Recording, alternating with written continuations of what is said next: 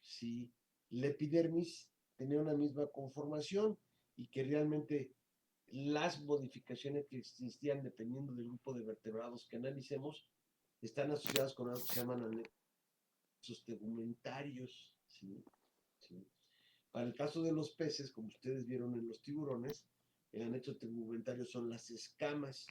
Y mencionábamos que las escamas, sí, que presentan los peces, eh, permítanme, ¿dónde están? Ah, sí, a ver.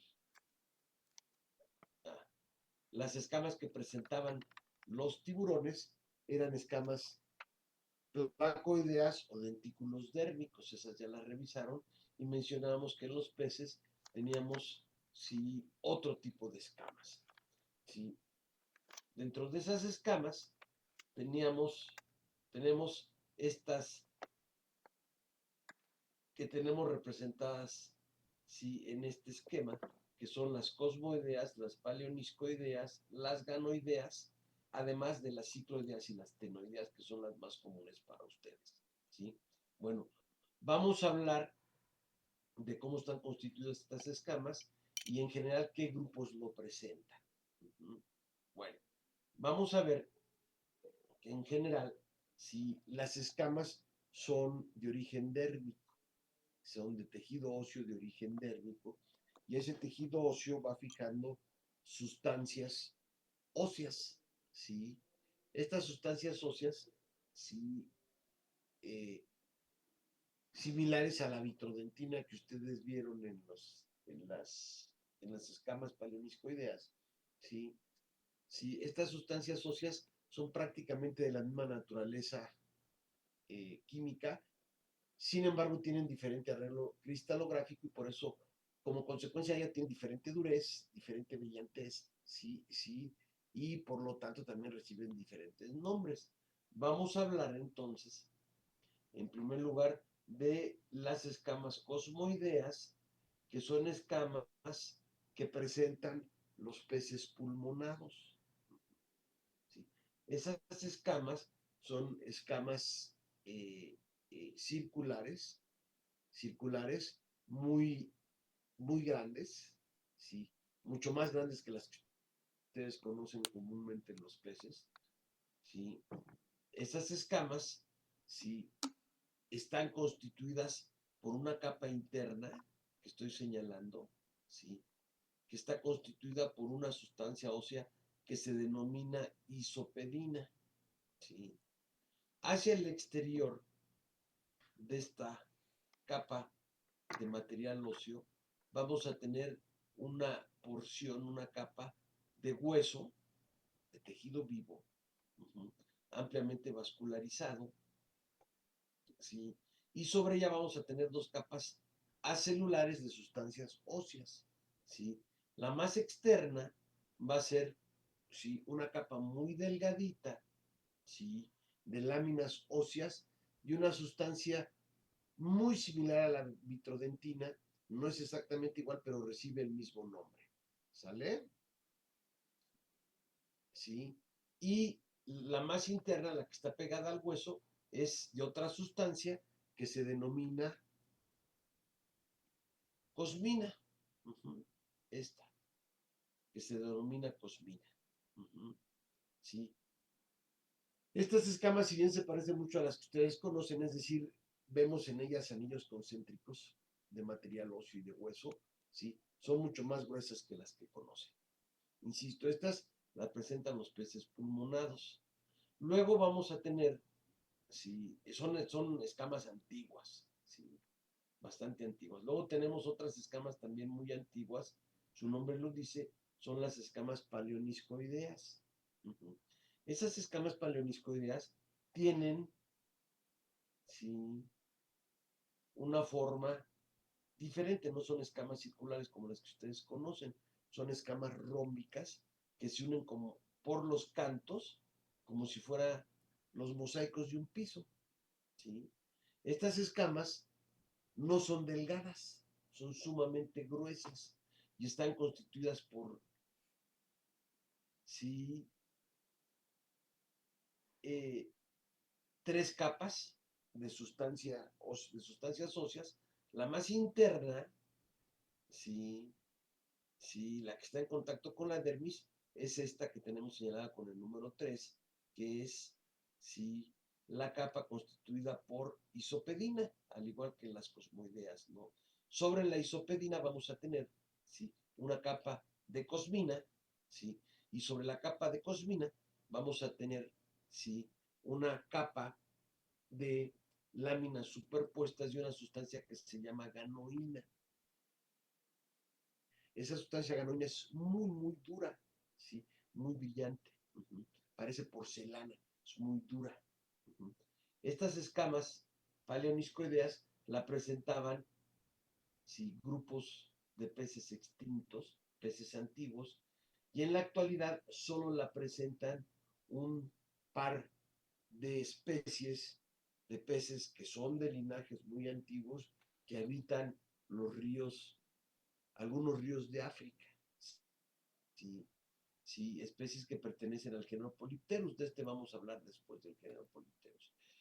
Sí, luego vamos a tener las escamas ganoideas, que externamente se parecen mucho a las paleoniscoideas, puesto que son rómbicas, ¿sí? Rómbicas, y además esas escamas se unen por los cantos, insisto, a manera del mosaico, de, de mosaico, ¿no? ¿Sí? Estas escamas también son muy gruesas, las escamas ganoideas, pero estas solo están compuestas de 2 capas de sustancias óseas. La más interna nuevamente es una capa de isopedina, que es la más gruesa, y sobre ella, sí, una serie de láminas de ganoína, de ganoína. Sí. Estas escamas también son sumamente duras, y tanto las paleoniscoideas como las ganoideas no solo crecen en superficie, es decir, es un rombo que va creciendo en superficie, sino que también va creciendo en grosor, de tal forma que si forman si, si, eh, una estructura que recubre el cuerpo, que es sumamente dura, excesivamente dura.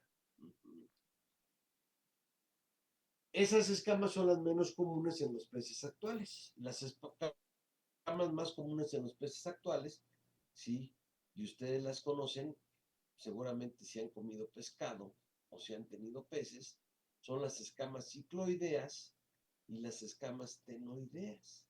Este tipo de escamas son diferentes a las anteriores, ¿sí?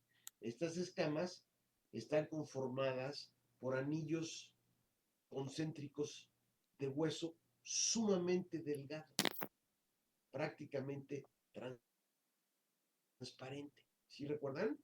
¿Recuerdan cómo son estas escamas? Sí, sí, son sumamente delgaditas y transparentes.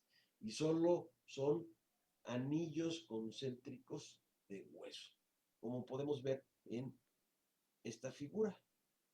¿Sí? Esas escamas que están constituidas por anillos muy delgaditos de hueso, por la superposición de anillos de hueso, ¿sí? Son las cicloideas y las tenoideas. Y si ustedes se fijan, la diferencia entre las tenoideas y las cicloideas, ¿sí? Claramente está manifestado en la figura. ¿Alguien me quiere decir cuál es la diferencia entre las tenoideas y las cicloideas? Pues Podría ser que, espinas, ¿no? A ver, Margarita, ¿qué me decías? no, bueno, creo que iba a hablar otra compañera. A Bueno, ver, yo dije que presentan como tipos de espinas o como formas no tan a ver, circulares, sí, como si se triángulos. fijan, uno de los extremos de las escamas tenoideas está armado de dentículos, de pequeños dientecitos que conforman sierras. ¿Sí, Evelyn? ¿Sí, Margarita? Esa es la diferencia precisamente entre las escamas tenoideas y las cicloideas. Si se fijan, las cicloideas no tienen estos dentículos. Sí, sí. Dentro de los peces vamos a tener peces, de los peces más comunes para ustedes, de los cuales vamos a hablar después, vamos a tener peces con escamas cicloideas y peces con escamas tenoideas. De estas, las escamas más primitivas son las cicloideas, mientras que las escamas tenoideas las presentan los grupos más modernos de peces óseos. ¿Se entiende? Sí, profe. ¿Alguna pregunta? No, todo No. bien. ¿Todo bien? ¿Continuamos? Sí. Sí, profe. Bueno, vean, aquí lo que tenemos en esta fotografía es un pez pulmonado de Australia, del que vamos a hablar en la última sesión de este módulo. Vean, las escamas parecieran asemejarse a las que conocemos comúnmente, pero son escamas sumamente grandes y gruesas en comparación con las cicloideas y las tenoideas, que son más comunes para nosotros, ¿sí? En la foto de la derecha, ¿sí? Se pueden apreciar, a ver si le puedo aumentar. ¿Cómo estaba aquí? Creo que era así. Vean, aquí tenemos, ¿alguien conoce qué pez es este?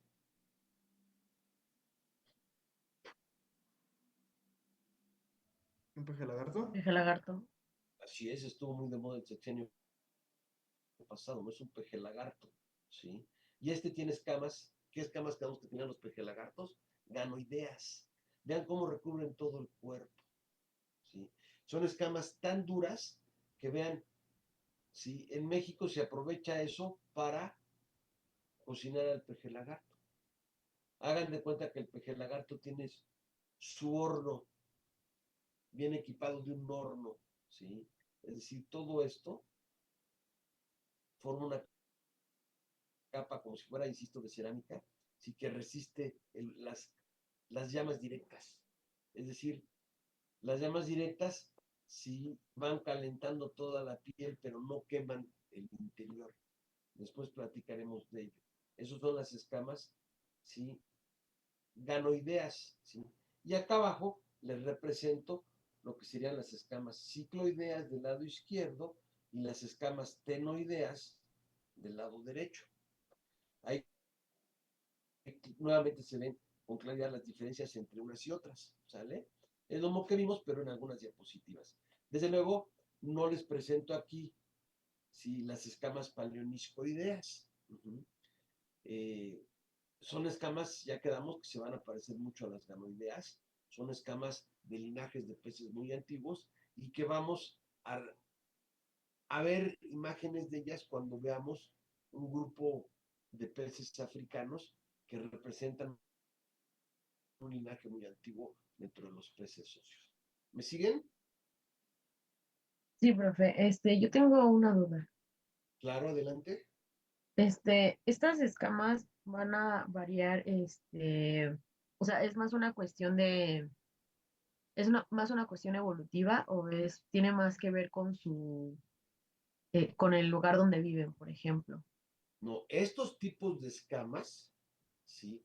Nos van a permitir reconocer linajes de grandes grupos dentro de los peces socios, ¿sí? Es decir, por ejemplo, vean, las escamas cosmoideas solo la presentan peces que tienen aletas carnosas, es decir, que tienen miembros pares del tipo arquipterigio, no de las aletas comunes, es decir, peces que tienen aletas carnosas, peces pulmonados, un linaje antiguo muy diferente a los peces de aletas radiadas que conocemos comúnmente. Las escamas ganoideas y las paleoniscoideas, ¿sí? Las vamos a ver en linajes muy primitivos dentro de los peces, dentro de los peces eh, actinopterigios.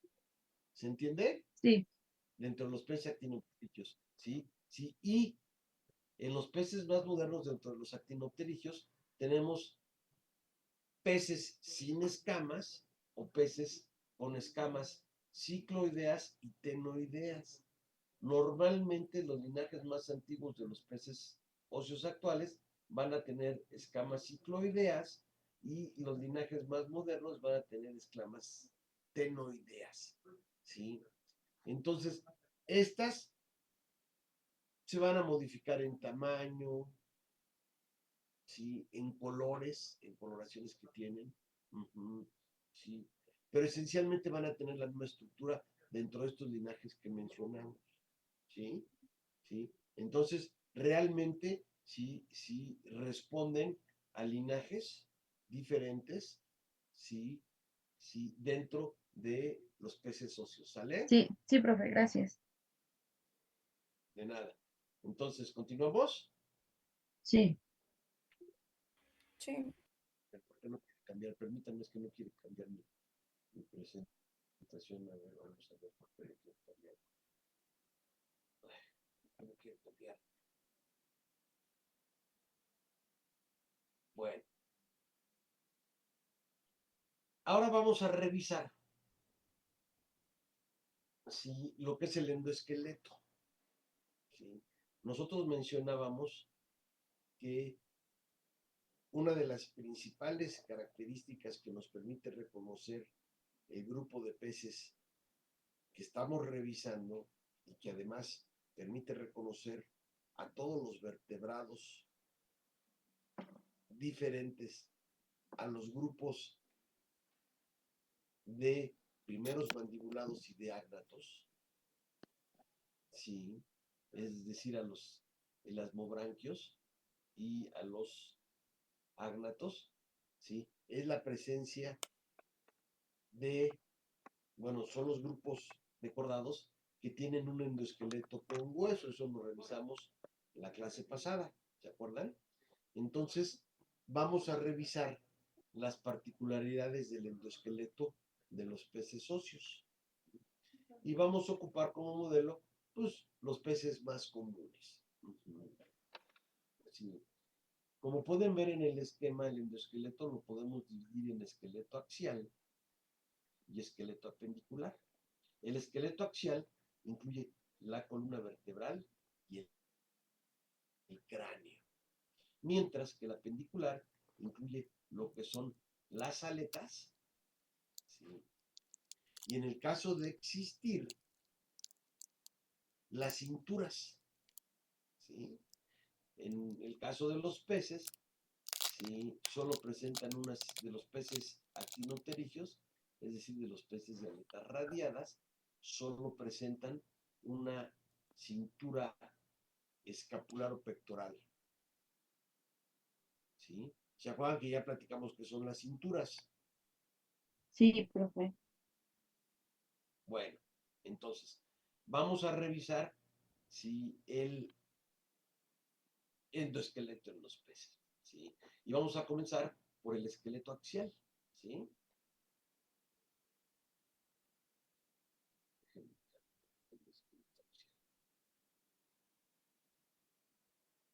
¿Sí? Y del esqueleto axial, precisamente vamos a empezar por la columna vertebral. Ustedes tuvieron una práctica donde revisaron las características generales de las vértebras, ¿sí? Sí, profe, ya la vimos esa. Bueno, a ver, recordando un poco, ¿sí? Las vértebras en los peces, ¿sí? Tienen una parte, esta parte que es la masiva, que se conoce como centro de la vértebra o cuerpo de la vértebra, ¿sí?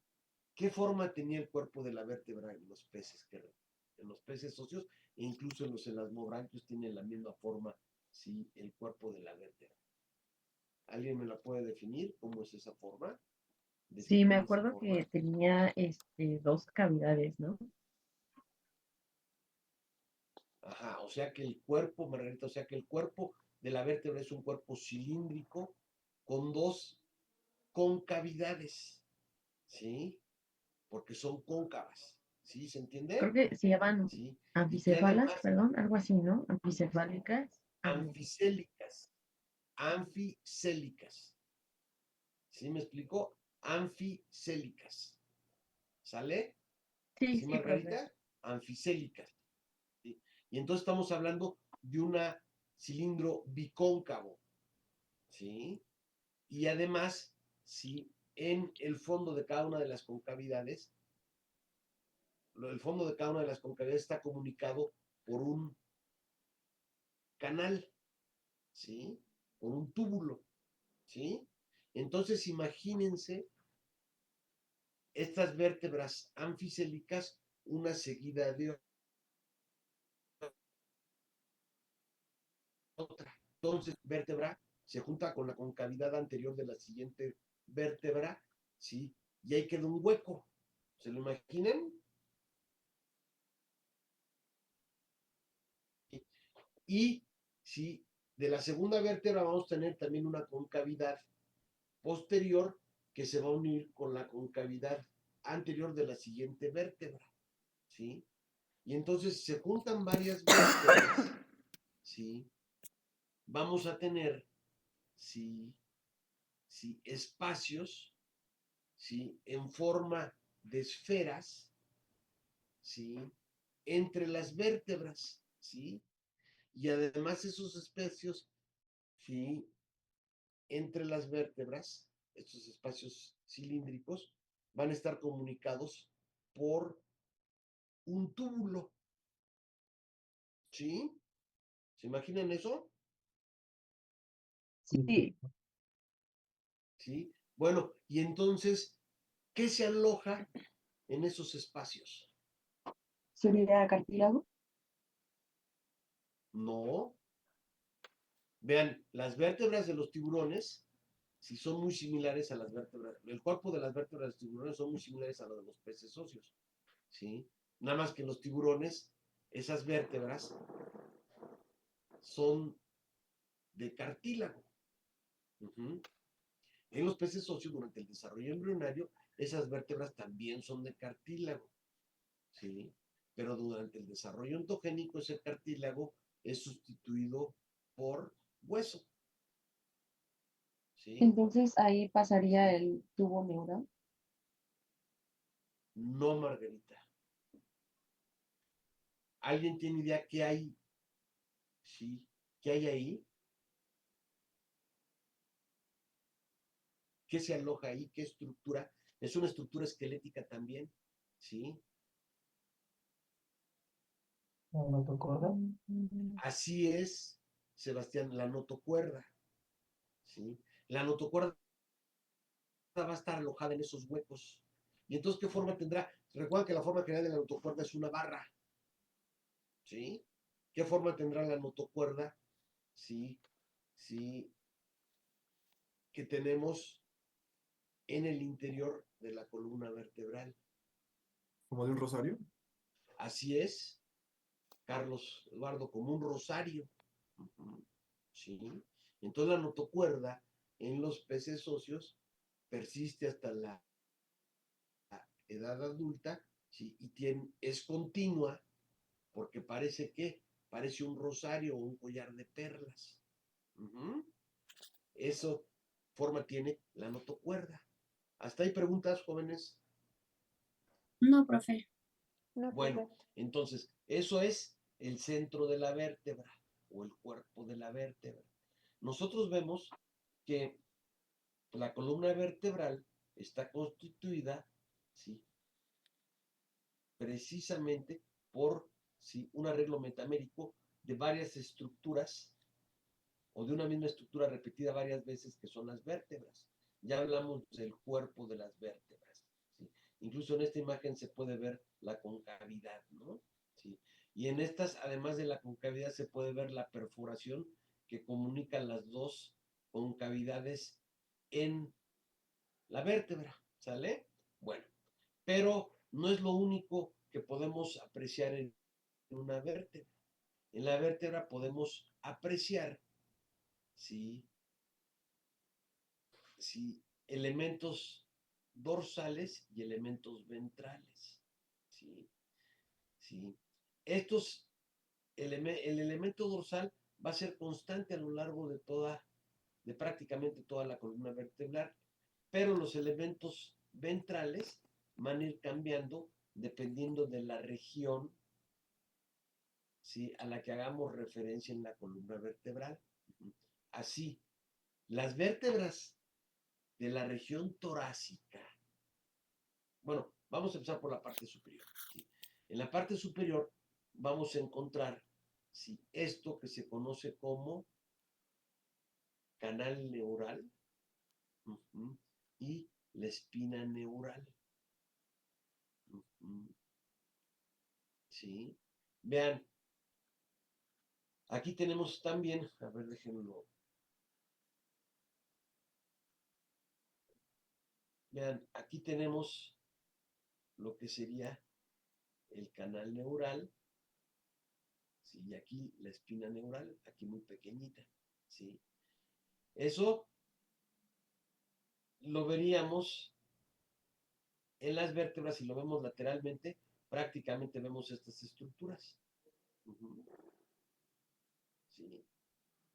Imagínense esas estructuras que es, ¿sí?, el canal neural, ¿sí?, ¿sí?, y la espina neural, ¿sí?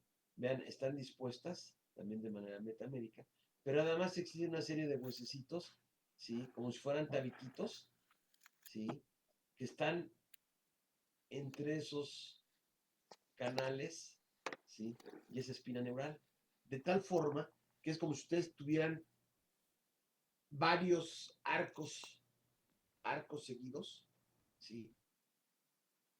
Y entre los arcos, ¿sí?, pusieran tabiques, manteniendo la forma del arco. Entonces, una serie de arcos continuos, seguidos, ¿qué estructura formarían? ¿Qué se imaginan que formarían?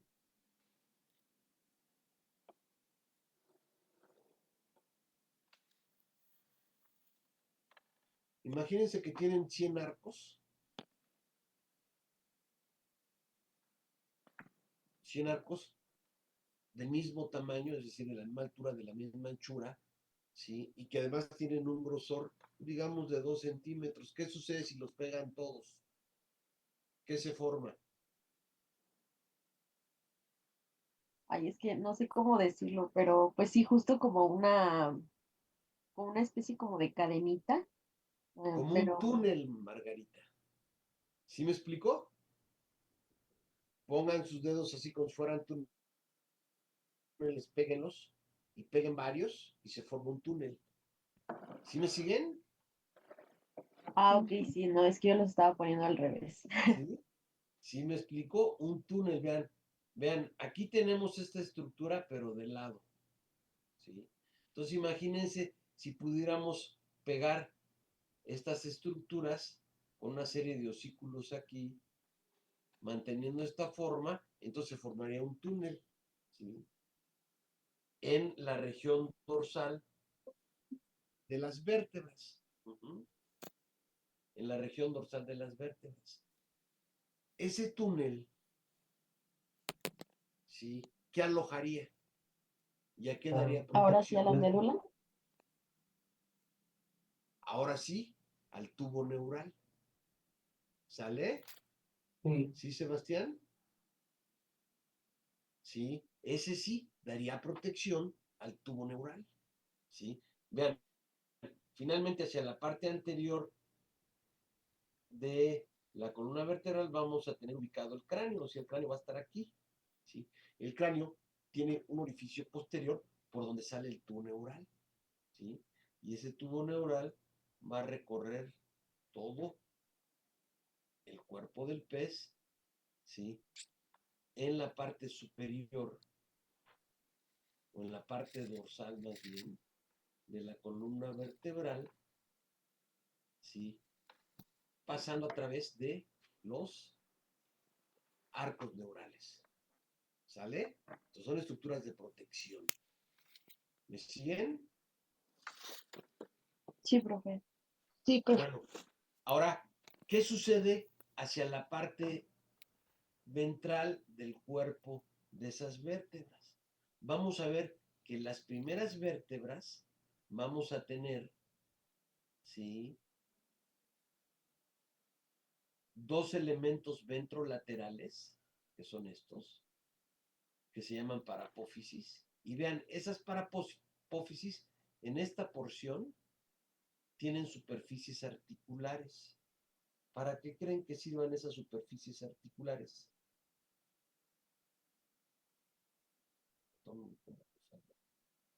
¿Alguien sabe?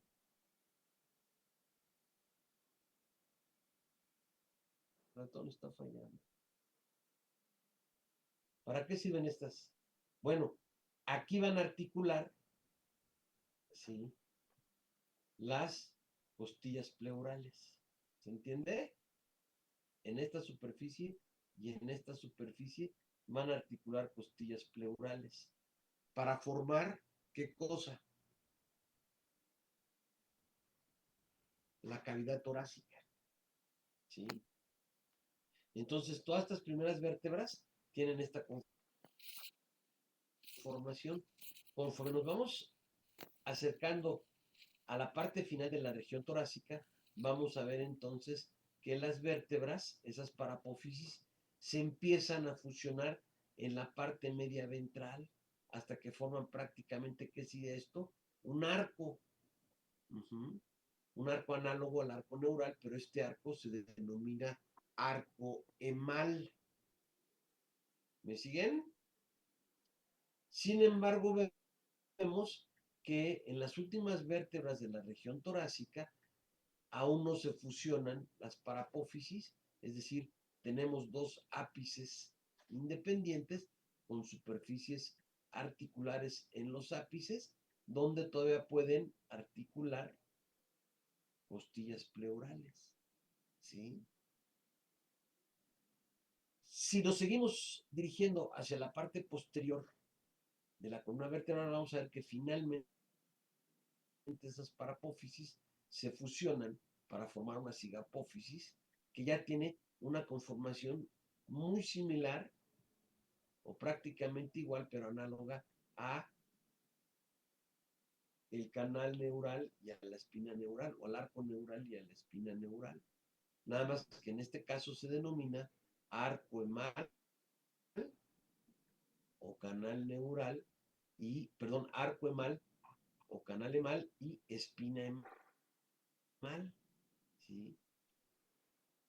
Y aquí ya no articulan costillas. Y tenemos una serie de estructuras repetidas hacia la parte ventral de la columna vertebral, de manera análoga a lo que veíamos con los canales y las espinas neurales. De esa forma nosotros podemos ver entonces que en la columna vertebral podemos distinguir lo que es la región torácica de la región caudal, ¿sí? La región torácica entonces en la columna vertebral llegará hasta las vértebras de este tipo, es decir, vértebras donde todavía puede haber articulación de costillas pleurales. En el momento que esta estructura desaparece por fusión y que se forma el arco, ¿sí?, o el arco emal y la espina emal, tenemos la región caudal. ¿Se entiende? Sí, profe. Bueno, ahora, en la región ventral, donde ya se formaron los arcos emales, ¿sí?, ¿qué alojarán los arcos emales? La sangre, El conjunto de arcos. Específicamente, ¿qué, Margarita? Si emales de sangre, pero Vena abdominal.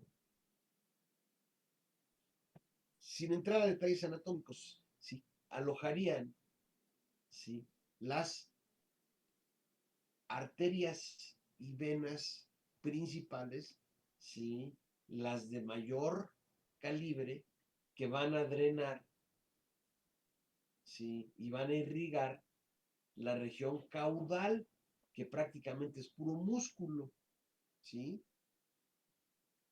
¿Y qué sucede? ¿Por qué en la parte anterior no tenemos esa estructura de protección para estos conductos hemáticos? Porque están protegidos por la caja torácica. Así es, porque están protegidos por la caja torácica. Incluso la próxima vez que coman un pescado frito, ¿sí?, cuando abren la parte donde está la cavidad torácica, ustedes pueden apreciar cómo esos conductos hemáticos de gran calibre, ¿sí?, están claramente adosados a la región ventral de las vértebras en la cavidad torácica. Es más, cuando limpian un pez, antes de freírlo, se pueden apreciar claramente cómo corren conductos sumamente gruesos, ¿sí? Pero como bien decía el compañero, en esa región, ¿sí?, están protegidos por toda la cavidad torácica. ¿Sale? ¿Preguntas hasta ahí? No, profe. Bueno, entonces continuamos con la última vértebra. La última vértebra, ven, aquí la tenemos ejemplificada. La última vértebra de la columna, que se denomina urostilo. ¿Sí queda claro? Urostilo es la última vértebra. Y esa última vértebra ya no es cilíndrica, ¿sí?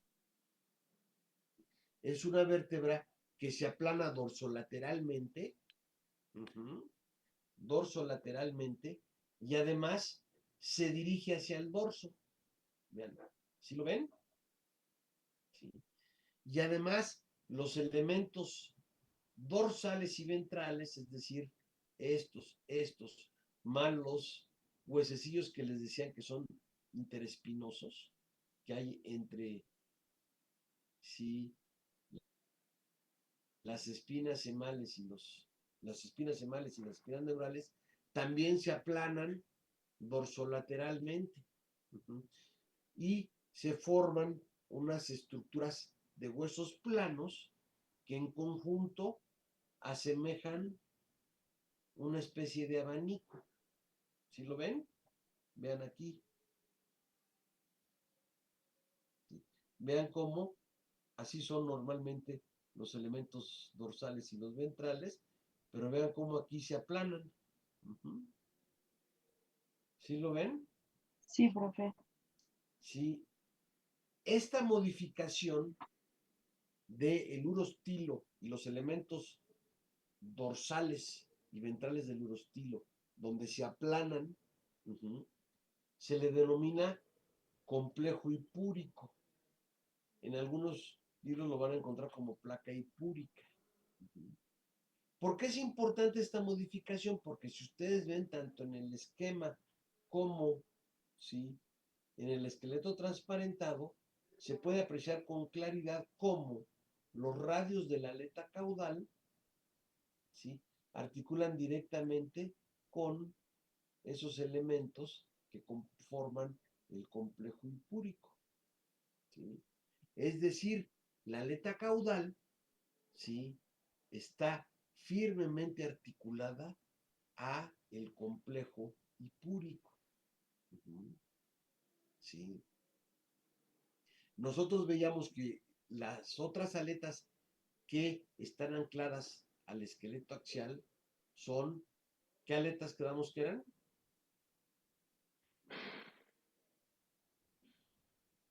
¿Alguien recuerda? Las aletas pectorales mencionábamos que se anclan al esqueleto axial a través de una cintura. ¿Se acuerdan? Lo vimos brevemente. Lo vamos a ver a más detalle, pero lo mencionamos brevemente. Pero vean, en este caso, la aleta caudal articula directamente con la columna vertebral sin que medie una estructura adicional, es decir, sin que medie una cintura. ¿Sí? ¿Se entiende? Entonces, ¿qué dijo que era el urostilo? ¿Qué dijo que, ¿Mande? qué dijo Margarita, que era el disculpa. urostilo? El urostilo quedamos que era la última vértebra de la columna. Ah, ok. Y ya con esta forma de abanico, ya es lo que forma el complejo hipúrico. Sí, o sea, el urostilo, que es una vértebra, se aplana, ya no es cilíndrico, se aplana. ¿Sí? Y sus elementos dorsales y ventrales, es decir, las espinas, la espina neural, la espina emal, más otros huesos que son ventrales y dorsales, también se aplanan dorsolateralmente, como podemos ver en el esquema, y forman esa estructura a manera de abanico que recibe el nombre de complejo hipúrico. Ok. Y ese complejo hipúrico es importante porque hacia el ápice posterior, bueno, hacia el ápice de esos elementos que conforman el complejo hipúrico, articulan directamente los radios de la aleta caudal. ¿Sale? ¿Me siguen? Sí, profe, gracias. Bueno, entonces, ¿qué importancia tendrá esto? El que la aleta caudal esté firmemente, ¿sí?, anclada a la columna vertebral. Tiene que ver con su función. ¿Cuál es la principal función dentro del nado de los peces? ¿Sí? ¿Cuál es la función que juega la aleta Darle caudal? atención. La más importante no es esa. La potencia del nado. No se llama potencia, creo que más o menos tienes idea, Sebastián. Es la creadora del impulso. ¿Se entiende? ¿Cómo se hace esto? ¿Sí? Vean, imagínense, a ver, a ver si podemos, vamos a ver si podemos, a ver cómo le hago. Bueno, a ver si me entienden, ¿sí? ¿Sí? ¿Cómo se crea el impulso? ¿Ustedes han visto cuando un pez esté quieto y quiere nadar, qué es lo que hace? Mueve su aleta caudal. Solo la aleta caudal, solo la aleta caudal, Margarita, No, bueno, como que se sacude, no sé. más o menos. ¿Qué es lo que sucede? Imagínense, acoplado a lo que son las vértebras de la columna, vamos a tener, ¿sí?, claramente acoplado y sincronizado, ¿sí?, paquetes musculares, un paquete muscular por cada vértebra, ¿sí? Y además de este lado y del otro lado, por detrás de la pantalla. ¿Se entiende? Vamos a tener acoplados ahí los paquetes musculares, ¿sí? Ahora imagínense, analicemos esta vértebra. Los paquetes musculares que están hacia la parte frontal de la pantalla, ¿sí? Imagínense, se contraen. Uh-huh. Y los que están en la parte posterior se relajan, ¿sí? Entonces, esta vértebra, ¿sí?, bajo esa acción antagónica de esos paquetes musculares, esa vértebra, hagan de cuenta que se mueve hacia el frente de la pantalla, ¿sí? En tanto, la vértebra que sigue, ¿sí?, va a tener, sí, sí, la acción de los músculos de manera, sí, complementaria a esta, es decir, si este se contrae, este se relaja y el de atrás se contrae. Y entonces esta vértebra se va a desplazar hacia la parte posterior de la pantalla. ¿Sí se entiende? En un mismo momento. ¿Sí? ¿Sí? En el siguiente momento, si este se relaja y el otro se contrae, el que está del otro lado de la pantalla, y entonces la vértebra, en vez de estar hacia la parte de enfrente de la pantalla, en el siguiente momento está en la parte posterior de la pantalla. Y lo que sucede en la siguiente vértebra es inverso, de tal forma que la columna vertebral está como torcida en un momento y en el siguiente momento se tuerce al siguiente lado. ¿Sí? Del siguiente lado. Y entonces, ese movimiento de torsión hace, ¿sí?, que, ¿sí?, el cuerpo o la columna vertebral junto con los músculos tengan un movimiento ondulatorio. ¿Sí? Ese movimiento ondulatorio va a crear el impulso y eso se va a magnificar porque la aleta caudal, por la forma que tiene, ¿sí?, que tiene mucha amplitud, mucha superficie, ¿sí?, que además va a actuar como amplificador, ¿sí?, de ese movimiento ondulatorio de la columna vertebral, y entonces se va a crear el impulso para que los peces avancen. ¿Se entiende? Sí, Más o menos, Sebastián. sí, es como si fuera una cadenita, ¿no? O sea, una reacción en cadena. Sí, una cadenita, pero imagínese una cadena que se está torciendo. Sí, sí, continuamente para avanzar. Ujú. Y ese movimiento ondulatorio se transmite hacia la aleta caudal. ¿Sale? Desde luego, la aleta caudal también tiene la función de dar dirección al cuerpo, ¿sí? Pero la principal es el impulso. ¿Y eso qué implica? ¿Sí? ¿Sí? O cómo una de las implicaciones para que se pueda llevar a cabo si este movimiento, este impulso, es que estos radios, los radios de la aleta caudal, ¿sí? Tienen que estar firmemente anclados a la columna vertebral, porque si allí no estuvieran firmemente anclados, no se podría transmitir ni amplificar ese movimiento. ¿Sí? ¿Me explicó? Es como si ustedes han visto los remos, esos de plástico, que de repente, como si se fracturaran en la parte de la paleta. Ujú. Y esos ya no sirven para remar, ¿sí? Porque están todos guangos, ¿no? ¿Se entiende? Sí, profe. Sí. Bueno, preguntas hasta ahí. No, todo bien. Bueno, entonces si no hay preguntas, pasamos a la siguiente parte del esqueleto axial, que es el cráneo.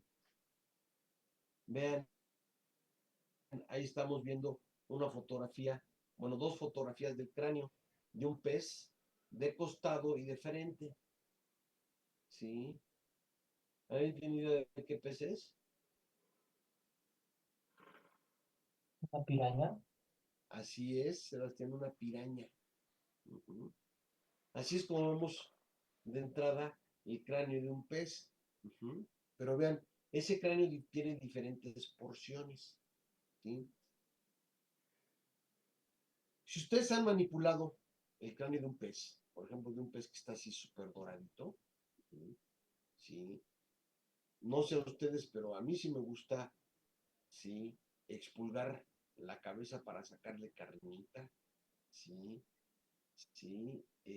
Una sustancia gelatinosa de mucho sabor, ¿sí? Es decir, en la cabeza se concentra una gran cantidad del sabor de los peces. Es más,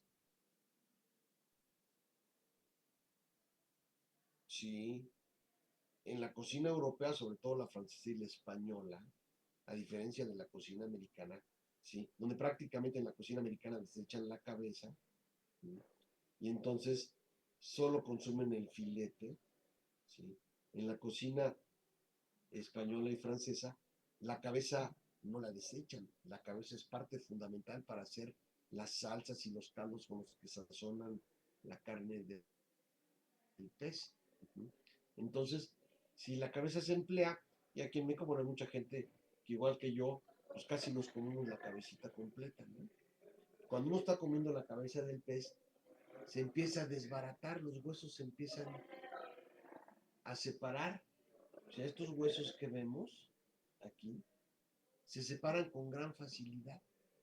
Uh-huh. ¿Sí? Se separan hasta que llegamos a una caja compacta como la que les señalo aquí. ¿Sí? Vean, aquí este cráneo en una vista dorsal y una vista ventral ya perdió muchas de las piezas de las que vemos aquí. Uh-huh. Porque muchas de esas piezas, si van pegadas a esta caja, ¿sí? Que se denomina neurocráneo. Es una caja. ¿Ustedes vieron el neurocráneo del tiburón? ¿Recuerdan cómo es el neurocráneo del tiburón? Es una caja.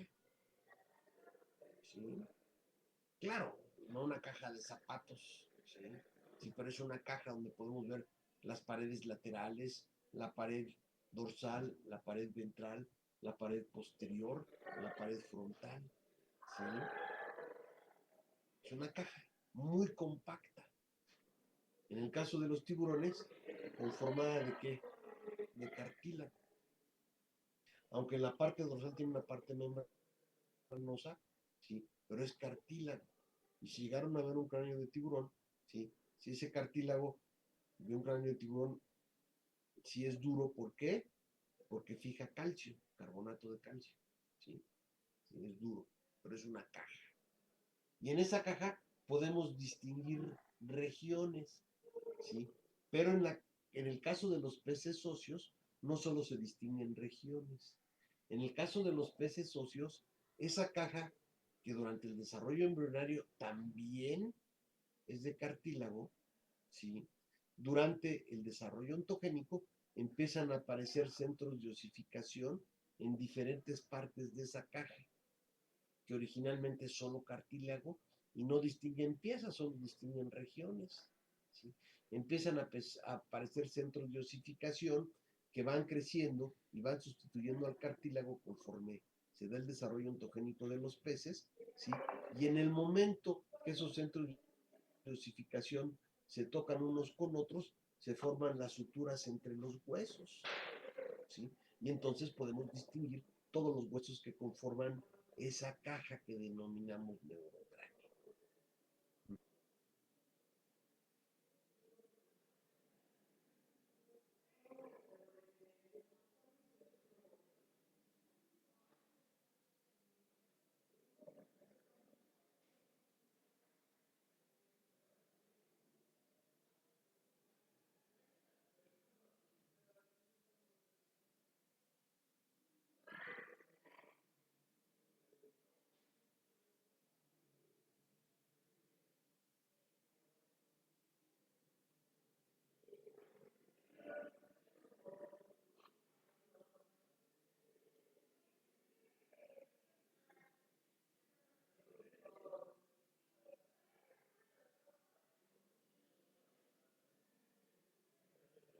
Compacta, ¿sí? Y esa caja compacta que aloja en su interior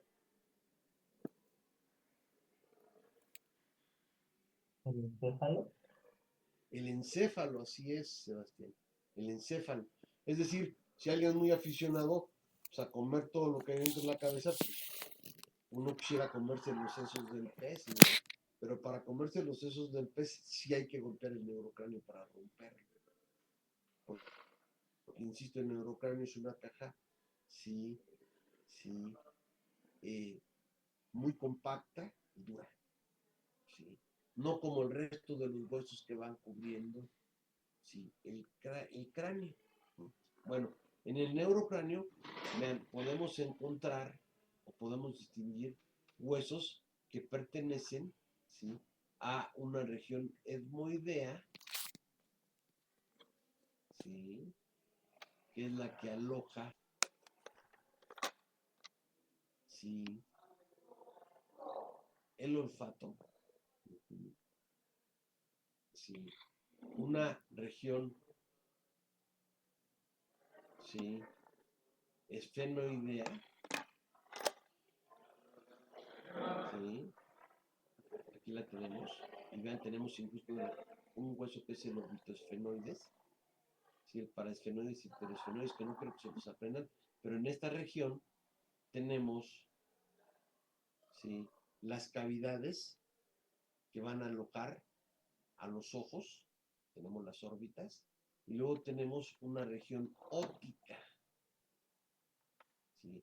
En esa región óptica se van a alojar las cápsulas ópticas, que son unas cápsulas donde en el interior se aloja el oído interno. ¿Se entiende? Y hacia la parte posterior vamos a encontrar una región occipital que simple y sencillamente es como si fuera, sí, parte de lo que sería, por decirlo así, la tapa posterior del cráneo. ¿Sale? Vamos a ver entonces que el neurocráneo, además, ¿sí?, de diferente grosor, que le dan salida a los diferentes nervios craneales, ¿sí?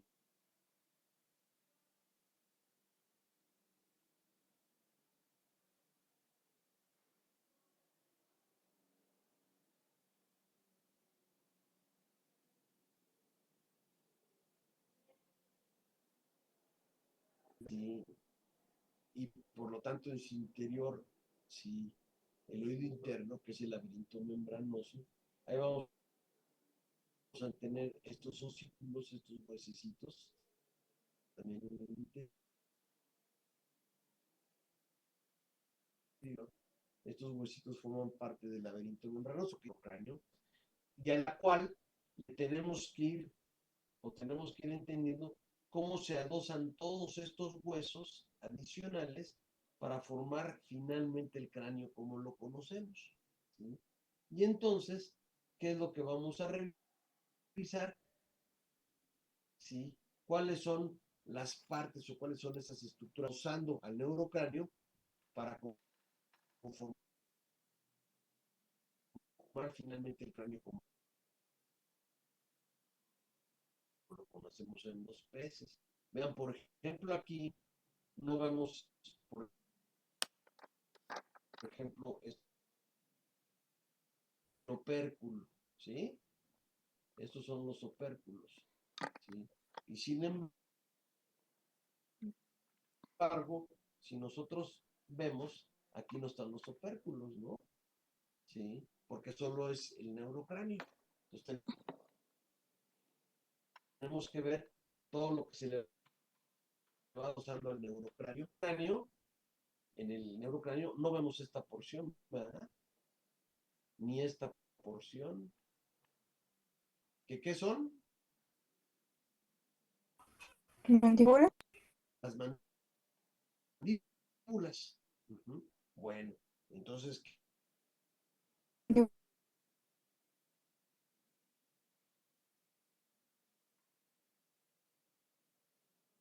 las mandíbulas. Bueno, entonces, ¿qué sucede?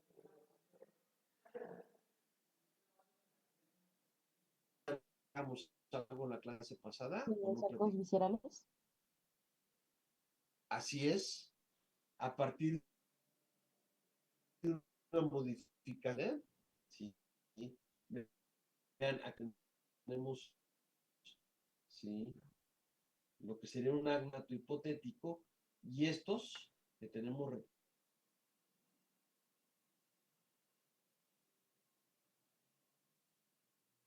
amarillo, azul y rojo, son de cada arco faríngeo. Están las partes. No quiero ese detalle.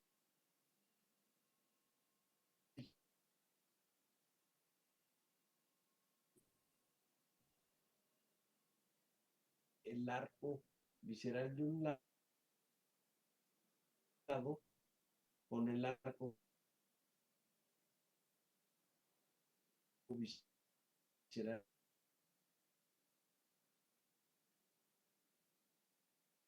al lado, que se llama vacilar así.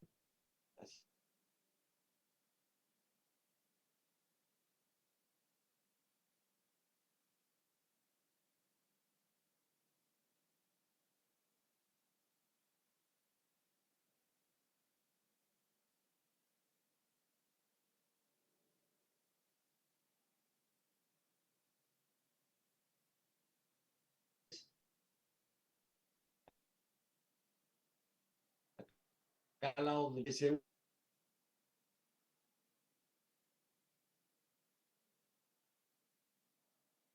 unen hacia la parte anterior a través de una sínfisis,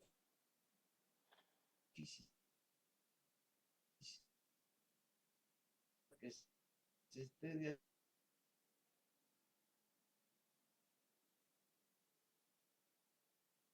azul,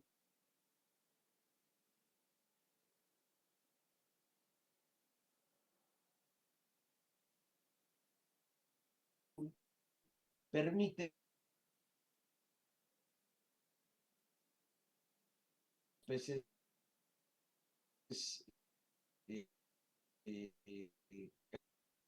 mandíbula, alguien Para que las mandíbulas. rectangular, los peces, la cosa no es tan simple.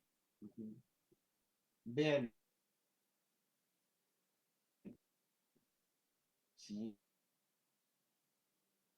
En lo que es el palato cuadrado, se pueden creer el mandíbula cuadrado, en el palato cuadrado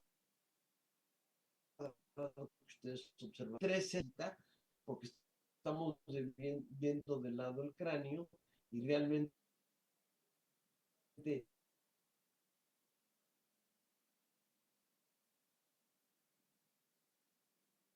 ese hueso tiene que ver más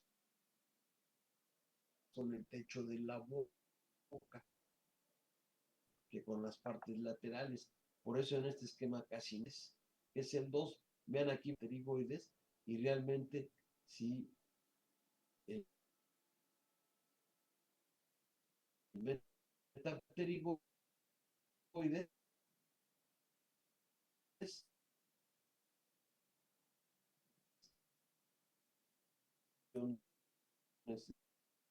decir, es un centro de dosificación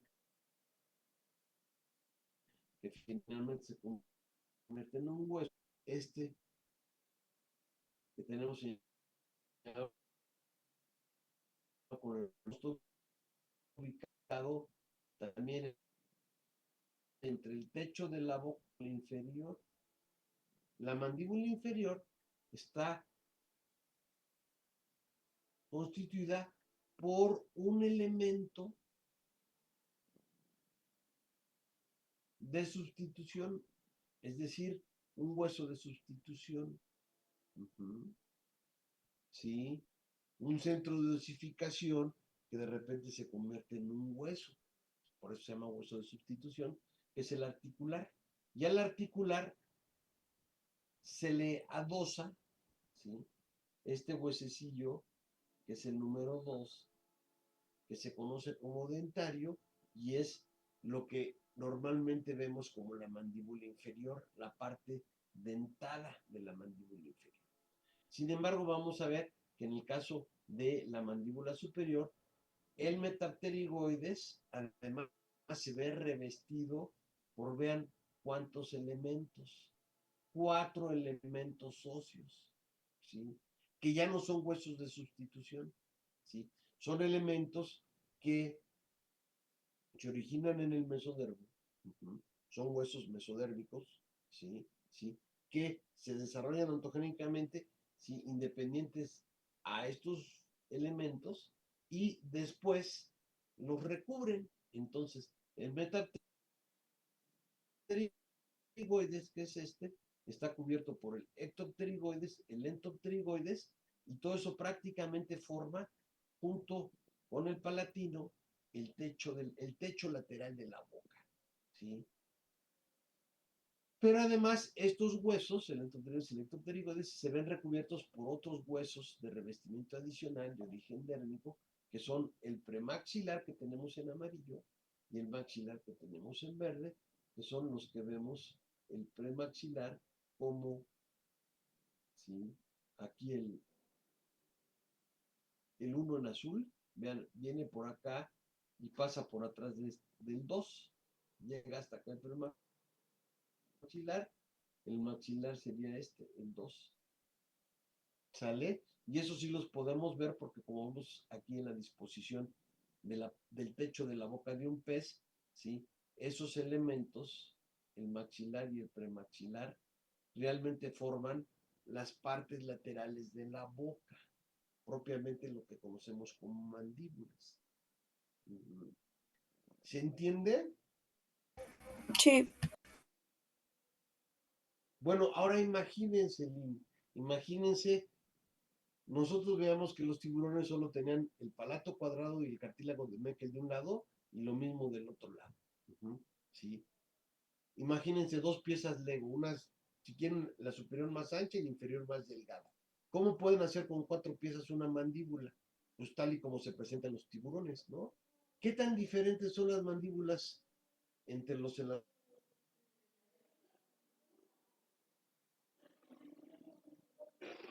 plasmobranquios, entre los condrictios.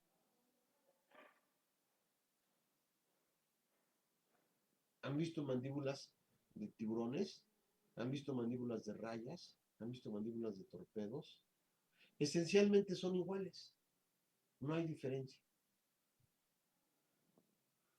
Algunos aprecian diferencias y me lo han mencionado que hay diferencias en los dientes, pero los dientes no son las mandíbulas. ¿Sí? Sí, y suele haber diferencia en los dientes porque los dientes sí permiten la obtención de cierto tipo de alimento, ¿no? Pero las mandíbulas esencialmente son las mismas. Así como ven las mandíbulas del megalodón, donde los científicos están en el interior de las mandíbulas de todos los tiburones son prácticamente iguales, nada más cambian de tamaño. Imagínense con 4 piezas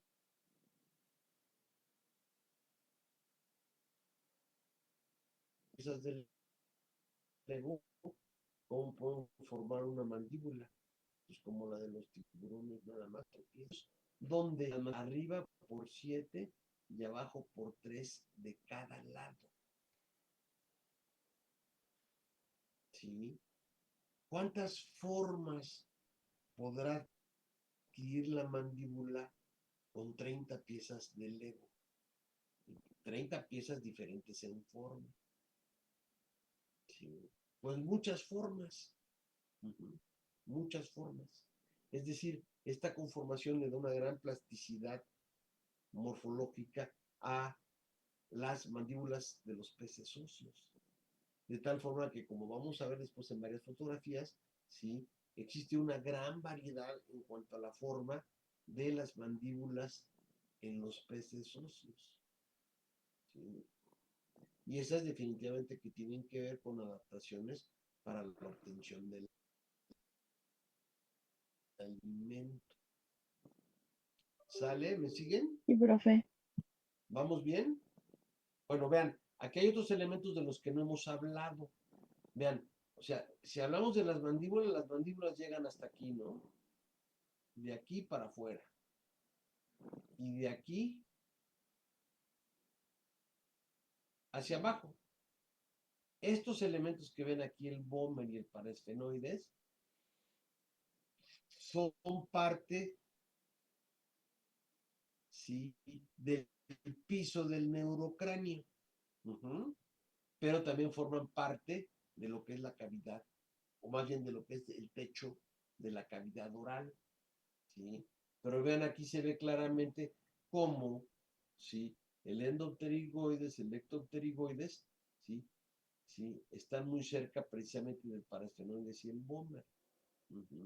Ahora, como pueden ver,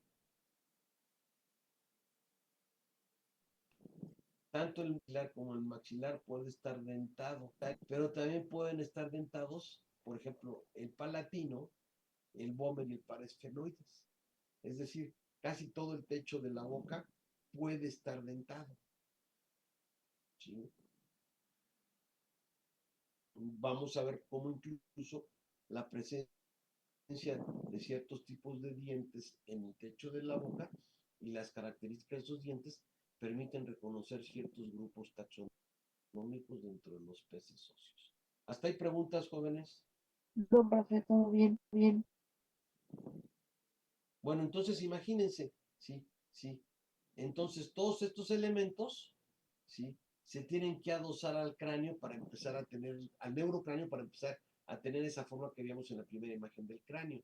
El asunto es cómo articulan esas mandíbulas que ya vimos. La mandíbula, los elementos de la mandíbula superior con los elementos de la mandíbula inferior articulan a través de 2 elementos, el cuadrado y el articular. ¿Sí se entiende? Sí. Pero eso, por decirlo así, nos conforma las mandíbulas, y las mandíbulas no están por cualquier parte sueltas, ¿no? Esas mandíbulas articulan con el cráneo. ¿Cómo articulan con el cráneo? ¿Sí? Ya lo veíamos en en los, en los condrictios. Articulan al cráneo a través, o con la ayuda, por decirlo así, de este elemento que es el arco mandibular ovoideo, ¿sí? Vean, el arco mandibular ovoideo, y en el caso de los peces óseos, un huesecito adicional, que es este que vemos aquí, que se llama simpléctico. Este hueso simpléctico es un hueso que se desarrolla independientemente del yo de revestimiento, mientras que el yo mandibular es un hueso de sustitución, es decir, que sustituye a cartílago. Y estos dos elementos, ¿sí?, van a constituir el arco mandibular. Aquí tenemos un cráneo, ¿sí?, de un pez en desarrollo, es decir, todavía estos elementos son de cartílago, ¿sí? ¿Sí? Todos los elementos de mandibular son cartílagos, se forma el simpléctico, se pega al yo mandibular, y vean, ¿sí?, en esta foto, aquí tenemos el yo mandibular que articula con qué, vean, con el proótico, que es un hueso del neurocráneo, ¿sí? ¿Sí? Y por otro lado lo hace con, ¿sí?, estos elementos, que cuáles eran, vean, son, ¿sí?, el metapterigoides, ¿sí?, y el cuadrado. ¿Sí me siguen? El metapterigoides y el cuadrado. Ahí articula por un lado la mandíbula, y por el otro lado con el proótico,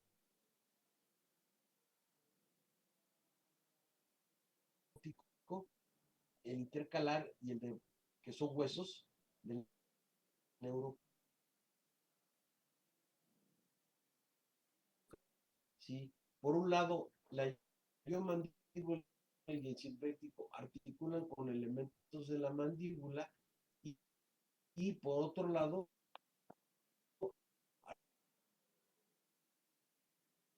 articulan con elementos de neurocráneo, elementos del cráneo, ¿sí?, y elementos del cuadrado, ¿sí?, y elementos, el metapterigoides, como lo veíamos, y elementos de la mandíbula. Entonces, por un lado, el yo mandibular articula con elementos de la mandíbula, y hacia la región dorsal con elementos del neurocráneo, y entonces forman la suspensión mandibular, y finalmente quedan pegados, por decirlo así, se pega la mandíbula al neurocráneo, ¿sí? ¿Más o menos se entendió? Sí, profe. Bueno, aquí les voy a dejar la primera tarea. Sí, quiero que me averigüen cómo es la suspensión mandibular en los peces óseos, nada más. ¿Sí? Que describan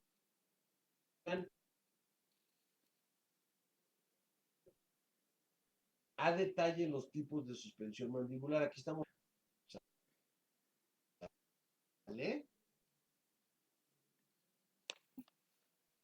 ¿Hasta ahí me siguen entonces? Sí, Sí, profe. profe. A ver, vamos a ver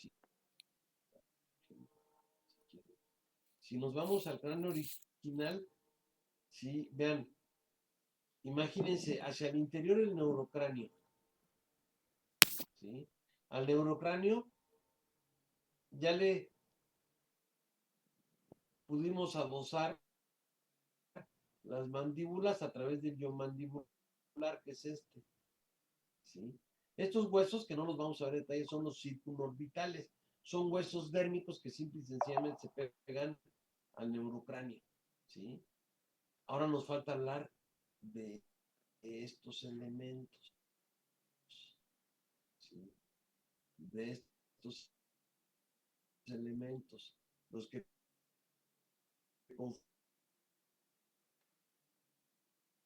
esos elementos son estos que están aquí, ¿sí? Es el opercular, ¿sí? E- El subopercular número 2, el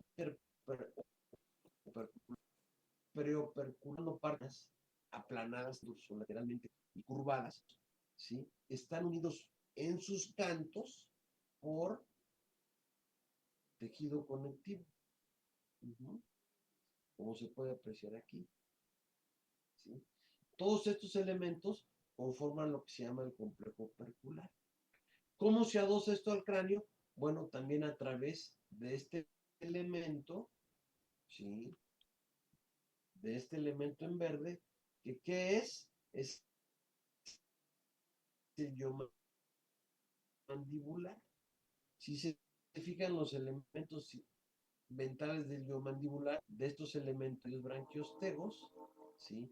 Y en la mandíbula articula el preopercular y parte del opercular. ¿Se entiende? El opercular, el preopercular, vean, incluso el interopercular articula con el yoideo, y estos que se denominan radios branquiostegos también articulan en su parte anterior con el yo mandibular.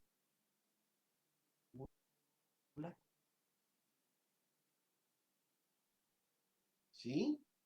Y de esa manera esos huesos se adosan. Imagínense una serie de huesos planos unidos por los cantos con tejido conectivo, como si fuera una armadura. Es una estructura dura, pero que tiene movimiento. Esa estructura dura con movimiento, porque además vimos que es un complejo, no solo es un hueso, son varios elementos, esto es lo que constituyen el opérculo, o mejor llamado complejo opercular. ¿Sí? Esa disposición de esos elementos, ¿sí? Y la unión de estos a través de tejido conectivo permite explicar la función principal del opérculo. ¿Alguien tiene idea cuál es esa función?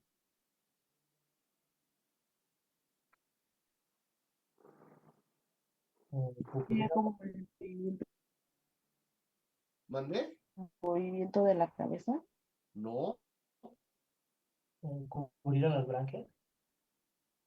Esa es la idea que tienen la mayor parte, pero no, tan no le dan protección que las branquias suelen parasitarse fácilmente. Imagínense, ¿sí? Estas estructuras, así como están, unidas por los cantos. ¿Sí entienden eso? ¿Cómo están unidas por los cantos? Eso les da movimiento. Y vean, ¿sí? Sí. Esas estructuras que forman el complejo opercular, si ustedes las aprecian en los peces, en un acuario, cómo se mueven hacia los lados de la cabeza cuando están quietecitos, ¿no? En todo momento se están moviendo, ¿sí? Esas estructuras están por fuera de las aberturas branquiales y se están moviendo, ¿sí? Se están moviendo, ¿sí? Es decir, esas estructuras tienen la función de ser bombas de vacío. Es como si agarraran sus dos palmas de las manos, las juntaran, ¿sí? Las juntaran a la altura de los índices y la base de los pulgares, ¿sí? Las pueden mover hacia arriba y hacia abajo. Con esa estructura, cuando de sus dos manos, cuando se tapa el lavabo, ¿sí? Pueden moverlas y hacer como si fuera una bomba, ¿o no? ¿Alguien lo ha hecho? Cuando se tapa el lavabo y no tienen ahí la bombita, uno pone las dos manos y hace, las mueve, ¿sí? Para hacer un efecto de succión como si fuera una bomba. Sí. ¿Lo han visto? Bueno, Imagínense eso con todos estos huesos por fuera de las aberturas faringias, ¿sí? Entonces, tenemos dos bombas de succión y de vacío, ¿sí? Por fuera de las aberturas faringias, que acopladas a... ¿Por qué? Porque la cavidad oral podemos, o los peces pueden, eso, que eso, si amplía el volumen, tiene un efecto de succión, ¿sí? Cuando se disminuye el volumen, ¿qué sucede? Se expulsa el agua. Entonces imagínense, si aumenta, abre la boca, entra el agua, la succiona, cuando cierra la boca, el agua la puede empujar a través de las aberturas faringias, que si además están acopladas a las bombas de succión del complejo opercular, van a ser mucho más eficientes los procesos de intercambio de gases en las branquias, en los epitelios branquiales, ¿sí? Ser más eficientes, respiración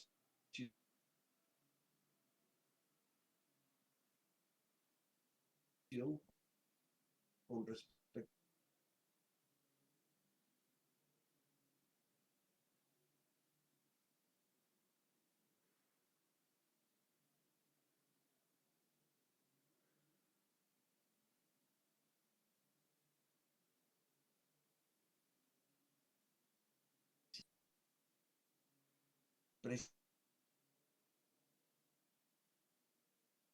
precisamente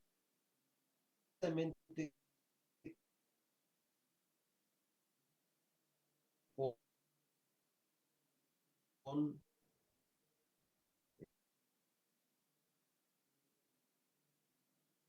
el complejo opercular o los del CAN y eficiente. Si ustedes, y eso les permite, sí, conducir de manera eficiente el proceso de respiración en las branquias. Uh-huh. Por tanto, esa estructura que facilita estos procesos de respiración es una estructura que le da una ventaja adaptativa a los peces con respecto a los tiburones. Y es por eso que los peces pueden estar en una mayor cantidad de hábitats que los tiburones. ¿Preguntas? ¿Se entiende? Sí, profe. Sí, ¿Seguros, Carolina? ¿Seguros, Lynn? sí, profe. Bueno, preguntas hasta ahí. Yo nomás tengo una para aclarar. En su parte del canto, es que no recuerdo muy bien cuál era. El canto es, si tú pones tus dedos juntos en la palma y queremos unir las palmas las uniríamos, vean, las unirías solo, ¿sí? En la parte donde se da el grosor de los índices. Ese sería el canto. ¿Sí se entiende?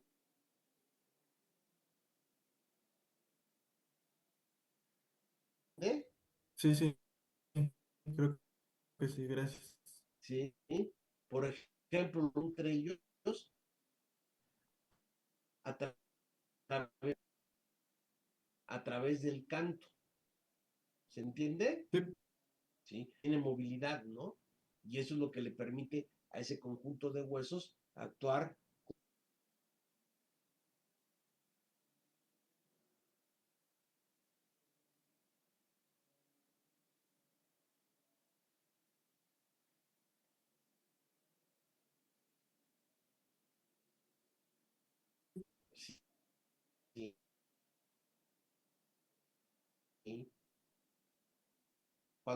Cuando mencionamos cómo se conforman las mandíbulas, estamos hablando de modificaciones de los primeros dos arcos faringios. Y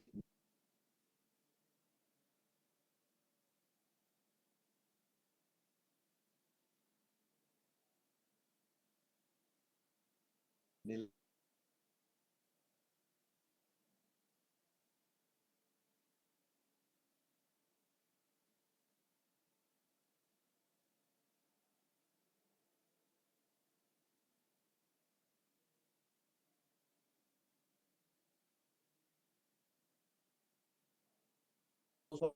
¿Cuántos arcos faringios quedan? 5. 5. ¿Sí? ¿Sí? Y uno esperaría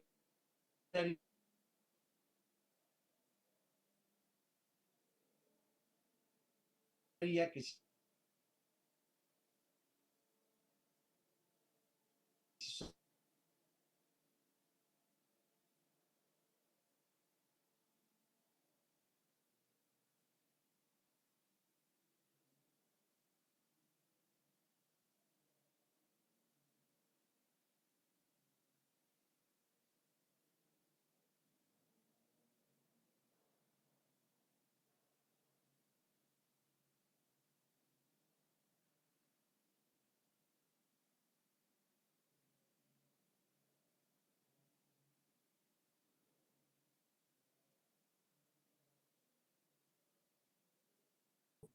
el séptimo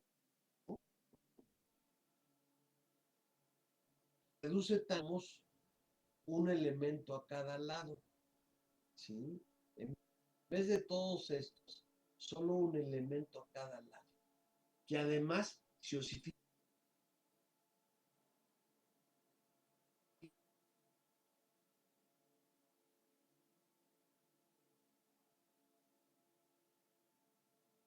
por completo. Son huesos al lado y además están armados con dientes, ¿sí?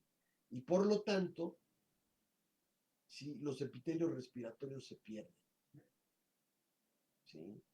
Y esta estructura que queda conformada al final de la faringe es una segunda mandíbula, ¿sí? Que se denomina mandíbula faringia, ¿sí? ¿Se lo imaginan?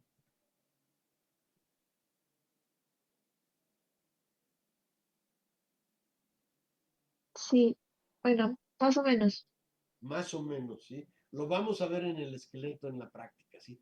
Pero imagínense cómo están las mandíbulas normales, las primeras que vemos, las que se modifican, las que se forman a partir de la modificación del primer arco faríngeo.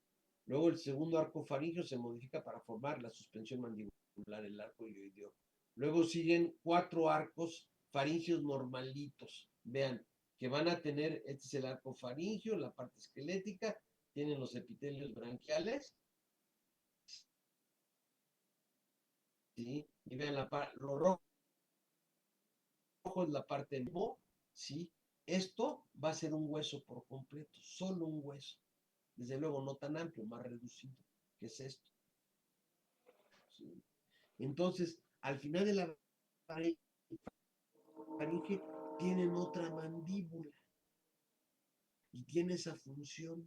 Normalmente los dientes con los que están armados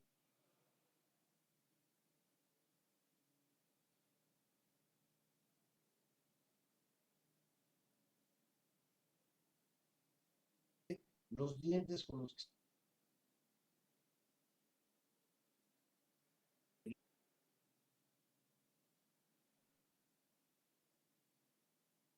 de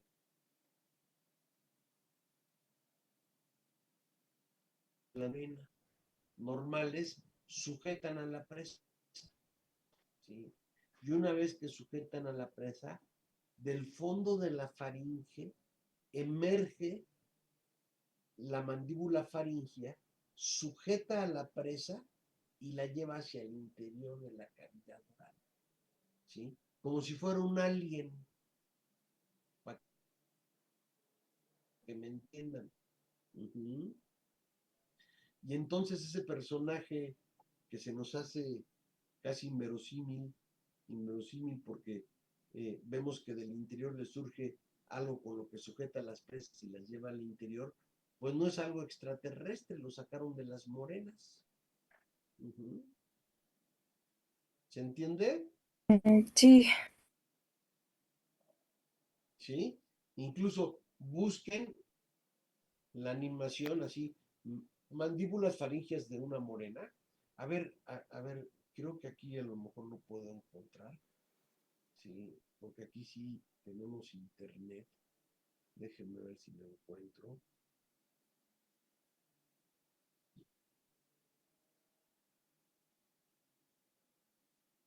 Vamos a ver.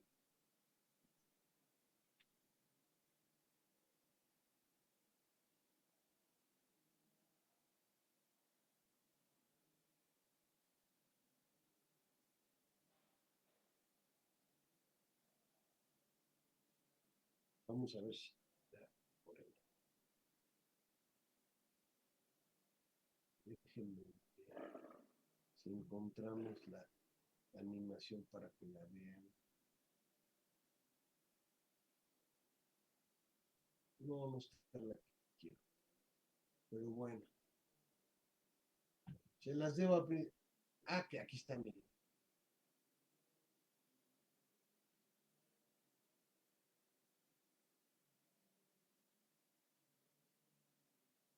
Está, miren.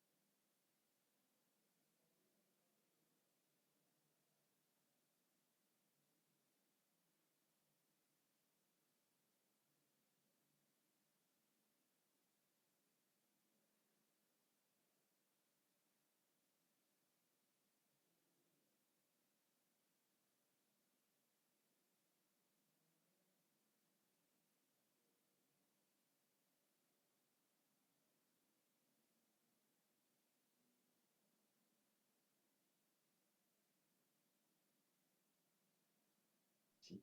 Imagínense, de un lado estas y del otro lado van a estar las blanquespinas de la branquia del otro lado.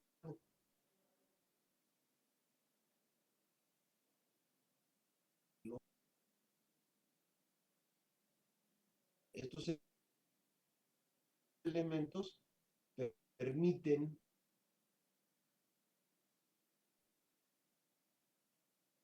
o conforman una especie de coladera que permiten filtrar el aire.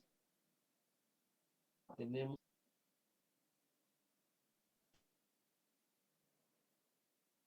¿sale?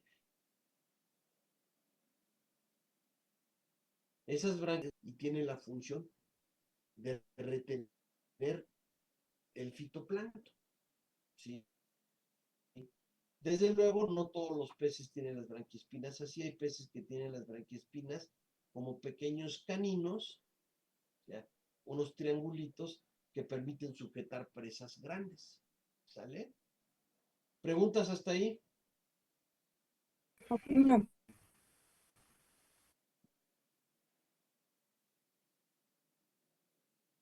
Un pequeño, ¿no? Bueno, entonces continuamos y de aquí vamos a pasar, ¿sí? Cómo es que está anclada al cuerpo. ¿Qué más hemos hablado del esqueleto apendicular a este momento?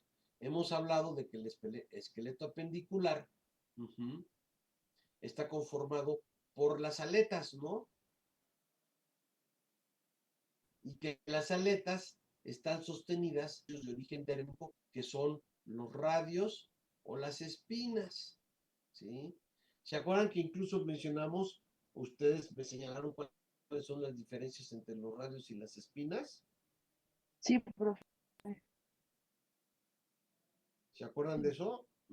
Bueno, entonces,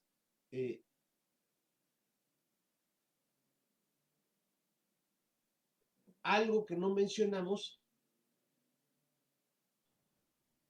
sí mencionamos parte de esto, que las aletas pueden estar sostenidas solo por espinas o por espinas y radios o solo por radios, como el caso de la caudal y en otros casos, ¿sí? Pero creo que lo que no mencioné con ustedes es que nosotros podemos hacer referencia al número de elementos que constituyen o que conforman cada una de las aletas. Por ejemplo, aquí en la primera dorsal vemos que está conformada por 1, 2, 3, 4, ¿sí? ¿Cómo escribimos eso o cómo ubicamos eso en una clave de identificación? Nos van a decir aleta dorsal, ¿sí? Y eso se va a denotar primera aleta dorsal como así, 1D mayúscula, sería 1 dorsal, la primera dorsal, ¿sí? Y si tiene 9 espinas, van a poner el 9 o se va a denotar el 9 con el que para la segunda dorsal nos pondrían 2D con, tiene una espina, ¿no? El 1 se denotaría con número romano. ¿Y cuántos radios tiene? 2, 4, 6, 8, 10, 12. Entonces sería, segunda dorsal sería 2D con una espina. La espina se denotaría con el número 1 romano y luego se pondría una coma y se pondría el 12 con números arábigos, que significaría el número de radios.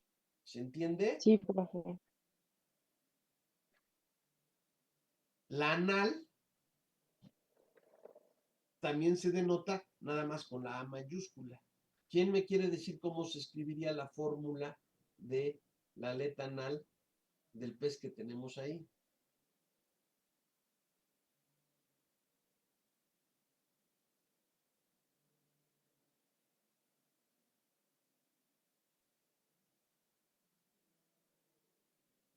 Ahí está, miren. ¿Cuál sería la fórmula?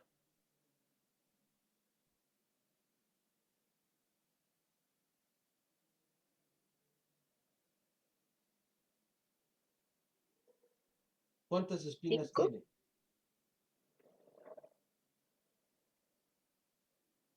1, 2, 3, 4, 5 espinas, así es. Entonces, ¿cómo denotaríamos eso? Anal es con la A mayúscula. Luego, ¿qué pondrías? 5, ¿no?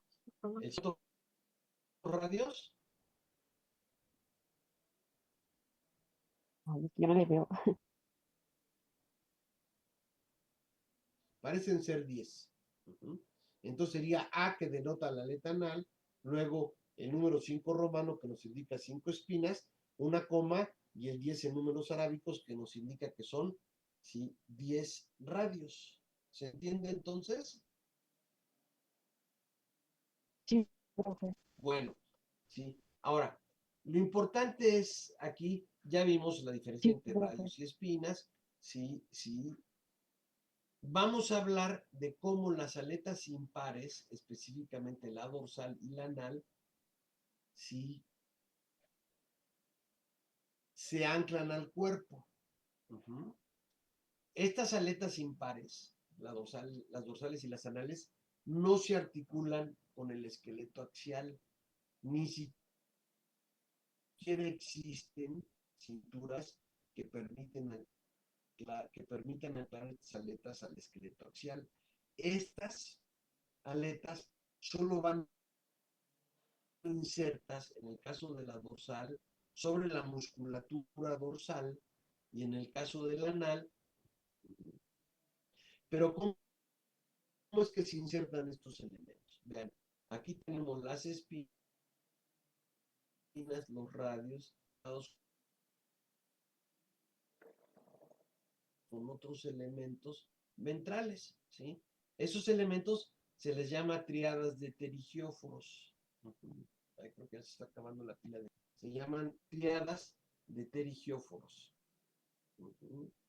Sí, se me está acabando la batería de... ¿Sí ven las triadas de pterigióforos? Y si se fijan, las triadas de pterigióforos están compuestas por el pterigióforo proximal o pterigióforo 1, que es una espina, ¿sí? Una espina que si la vemos, ¿sí? En la figura del esqueleto vemos que esas espinas además están comprimidas dorsolateralmente, de tal forma que esas espinas parecen hojas de cuchillo. ¿Lo ven?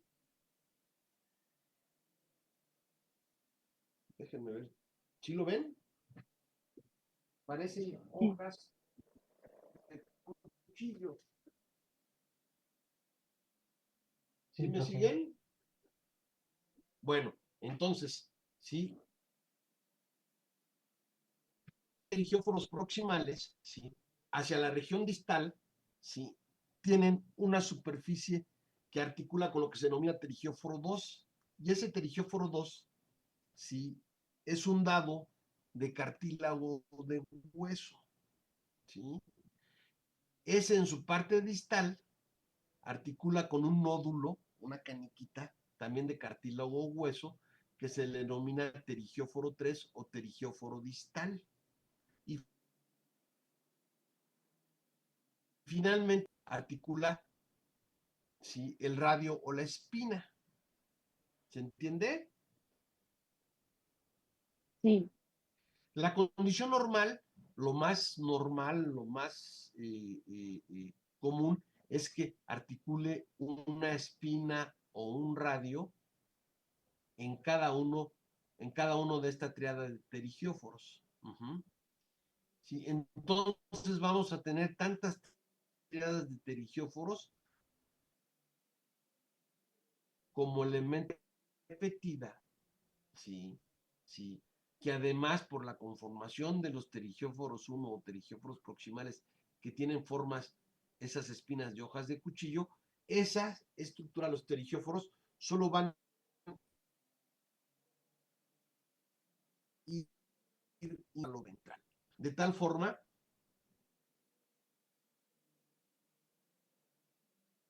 que quedan anclados como en un pez doradito. Uno puede jalar la aleta dorsal o la aleta anal y se viene hasta con pedalé